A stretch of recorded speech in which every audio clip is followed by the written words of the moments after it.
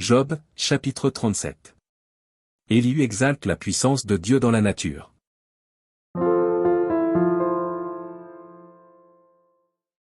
Mon cœur est tout tremblant, il bondit hors de sa place. Écoutez, écoutez le frémissement de sa voix, le grondement qui sort de sa bouche. Il le fait rouler dans toute l'étendue des cieux, et son éclair brille jusqu'aux extrémités de la terre.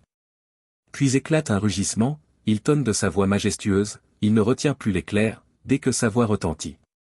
Dieu tonne avec sa voix d'une manière merveilleuse, il fait de grandes choses que nous ne comprenons pas. Il dit à la neige, tombe sur la terre. Il le dit à la pluie, même aux plus fortes pluies. Il met un sceau sur la main de tous les hommes, afin que tous se reconnaissent comme ses créatures.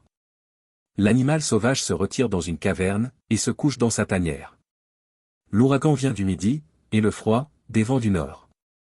Par son souffle Dieu produit la glace, il réduit l'espace où se répandaient les eaux. Il charge de vapeur les nuages, il les disperse étincelants. Leurs évolutions varient selon ses desseins, pour l'accomplissement de tout ce qu'il leur ordonne, sur la face de la terre habitée. C'est comme une verge dont il frappe sa terre, ou comme un signe de son amour, qu'il les fait apparaître. Job, sois attentif à ces choses. Considère encore les merveilles de Dieu. Sais-tu comment Dieu les dirige, et fait briller son nuage étincelant? Comprends-tu le balancement des nuées, les merveilles de celui dont la science est parfaite? Sais-tu pourquoi tes vêtements sont chauds quand la terre se repose par le vent du midi?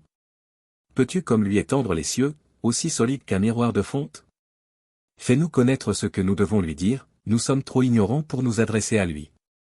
Lui annoncera-t-on que je parlerai? Mais quel est l'homme qui désire sa perte?